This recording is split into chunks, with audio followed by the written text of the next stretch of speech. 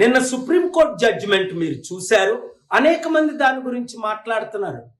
SC వర్గీకరణ గురించి, divide and conquer రూల్ని చివరిగా నరేంద్ర మోదీ గారు మందకృష్ణ మాదిగని కలిసిన తర్వాత ఏమైనా ఇన్ఫ్లుయెన్స్తో ఇది వచ్చిందా, లేదా 7 జడ్జిల్లో 6 రూలింగ్ చేసి ఒకరెందుకు ఇంకొక విధంగా ఇంటర్ప్రిట్ చేశారు? అసలు ఎస్సీ వర్గీకరణ గురించి ఎంతమందికి తెలుసు? మాలా మాదిగల పెయిన్ నాకు తెలుసు, ఎందుకంటే నేను దళితుల అమ్మాయిని పెళ్లి చేసుకున్నాను కాబట్టి. వీళ్ళు డివైడ్ చేయడమే వాళ్ళ ఉద్దేశం.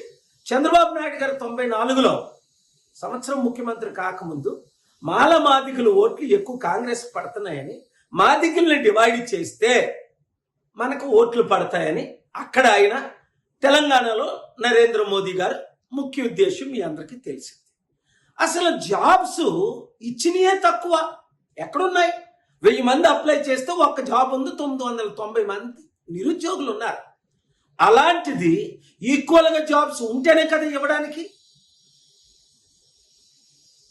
ఇది అంతా పొలిటికల్ గేమ్ అని గమనించిన రోజునే తెలుగు రాష్ట్రాలు 60% ఉన్న బీసీ ముఖ్యమంత్రి అవుతాడు.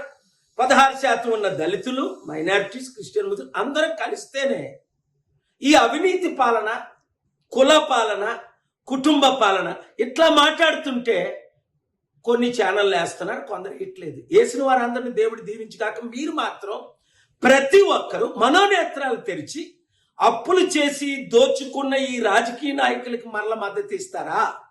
మార్పు రావాలి, అంబేద్కర్ ఆశయాలు నెరవేరాలి, మాలామాదిగా విడిపోకూడదు, ఐకమత్యమే మహాబలం అని కలిసి పనిచేద్దామా? నిర్ణయం తీసుకోండి. ఈ వీడియో అందరికీ షేర్ చేయండి. అసలైన తొలి వెలుగు. ఫాలో వాట్సాప్ @తొలి వెలుగు official.